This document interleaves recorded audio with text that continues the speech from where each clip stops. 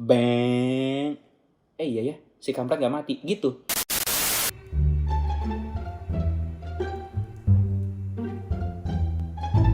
Hai semuanya, apa kabar? Lagi pada ngapain? Sebelum kalian nonton video ini lagi ngerjain apa? Lagi kerja? Atau mungkin kalian sedang menekuni hobi kalian yang paling kekinian? Kalau memang kalian lagi mengerjakan sebuah hobi, gue pengen tanya, itu beneran hobi lu nggak? Lo yakin nggak itu hobi lu? Atau jangan-jangan itu sesuatu yang lu coba setelah lu melihat orang-orang melakukannya? Bener nggak sih orang tuh cuma suka ngikut-ngikutin tren? Begini ceritanya.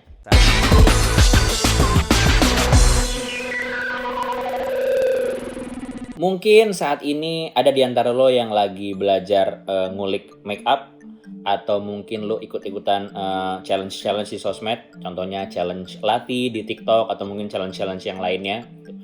Atau mungkin jangan-jangan sekarang hobi lu bergeser dari main layangan jadi main ikan cupang atau ikan hias gara-gara lu lihat kontennya Irfan Hakim.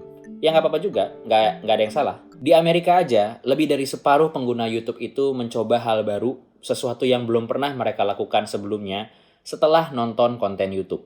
Tapi selain sosmed, lingkungan tempat lu berinteraksi juga ngasih pengaruh penting. Ketika lu sudah menjadi bagian dari sebuah lingkungan, maka lu akan melakukan usaha supaya tetap fit in di lingkungan tersebut. Gunanya apa? Ya supaya lu bisa lanjut berinteraksi bersama mereka. Karena kita ini makhluk sosial, dan acceptance atau penerimaan itu jadi penting buat kita supaya kita tidak merasa di-reject atau ditolak oleh lingkungan kita. Akhirnya lu jadi ngikutin tren yang sedang ada di lingkungan lu. Contoh nih, misalnya teman-teman nongkrong lu tuh lagi pada suka naik sepeda, akhirnya lu nyoba naik sepeda juga. Atau mungkin mereka lagi suka main PUBG, lu jadi ikutan main PUBG. Kenapa? Ya supaya lu bisa terus bareng sama teman-teman lu tuh pengen merasa terus nyambung sama mereka dan gak jadi beda sendiri di lingkungan lu. Behavior ini ada hubungannya dengan yang namanya model group polarization. Jadi ada psikolog dari Prancis yang namanya Serge Moscovici dan Marisa Zavalloni. Mereka pernah bikin penelitian soal polarisasi kelompok.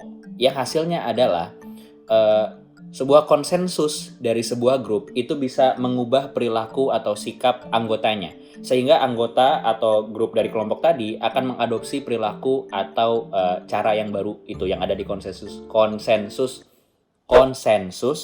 ini tulisannya ya, konsensus grup yang sudah ada. Gue nanya sama teman gue yang psikolog, dan dia bilang sebenarnya yang namanya ngikutin tren atau mencoba-coba hal baru itu nggak ada yang salah, asal dengan catatan kecil, bahwa apa yang lo lakukan itu tidak bertentangan dengan isi hati lo. Karena nanti bisa ada efek jangka panjangnya, contohnya ketidaknyamanan atau bahkan sampai penyesalan, ketika yang lo lakukan tidak sesuai dari hati. Dewa.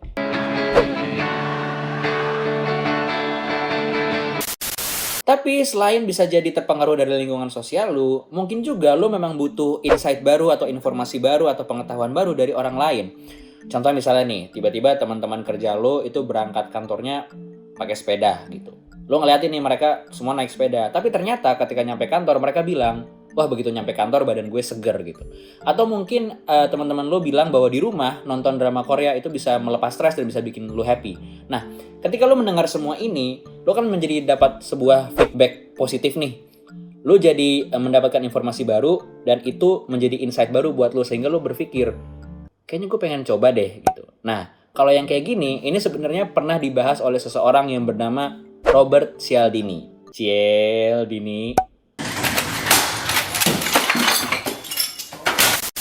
Nah, dalam bukunya, dia tuh punya buku yang judulnya Influence the Psychology of Persuasion. Gue nggak akan nyuruh lo untuk Google sendiri, karena gue baik hati. Ini masih dalam suasana Idul Fitri, gue akan menjelaskan buat lo. Jadi gini, di buku ini dibahas bahwa ada 6 cara seseorang itu bisa terpengaruh untuk mencoba sesuatu.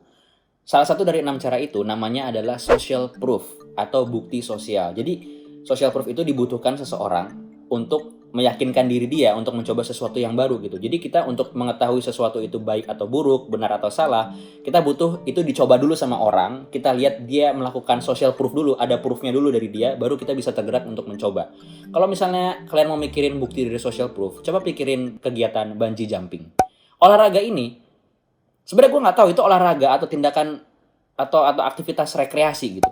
Karena kalau lu pikirin konsepnya ya, orang yang pertama kali pitching konsep bungee jumping itu dianggap gila sih. Dia bilang kayak, gue mau lu ngiket tumit gue pakai tali panjang banget yang membal, terus gue mau lompat dari tebing. Nanti sampai bawah, gue akan membal. Terus gue jadi manusia yoyo, doeng. Pasti dia anggap gila sih dia. Sampai akhirnya dia melakukan itu, terus orang yang jaga di atas nih, dia melihat social proof-nya gitu. Bang. Iya ya, si kampret gak mati, gitu. Baru dia mikir, ini bisa jadi bisnis, gitu kali. Itu bentuknya social proof. Dan kadang-kadang social proof ini jadi shortcut untuk kita mengambil keputusan mencoba sesuatu. Tapi sebenarnya nggak sedikit orang yang takut untuk mencoba. Karena dia kebanyakan pertimbangan, dia banyak mikir, dia overthinking, ya sama kayak gue gitu. Jadi dia enggan atau sungkan mencoba sesuatu yang baru karena dia mungkin takut nggak cocok, takut hasilnya tidak sesuai ekspektasi, atau mungkin dia takut nyesel, atau dia takut yang lain deh.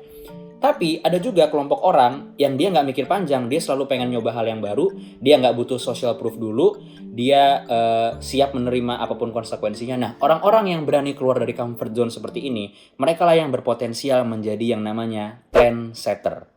Ya karena yang namanya trend, itu juga harus ada yang mulai duluan. Gitu.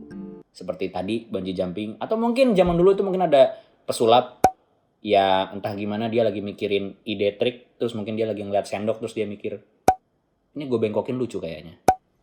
Trendsetter.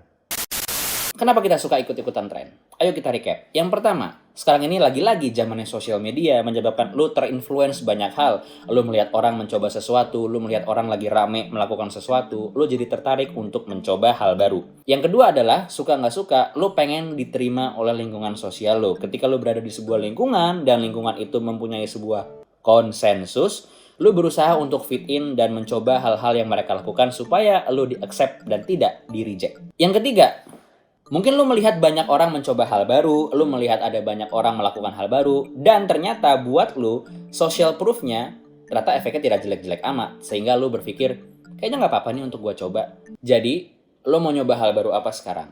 Apakah lu termasuk orang yang butuh social proof dulu dan menjadi trend follower? Atau lu orang yang selalu mencoba hal baru tanpa perlu bukti dan penjelasan dari orang lain dan menjadi trendsetter?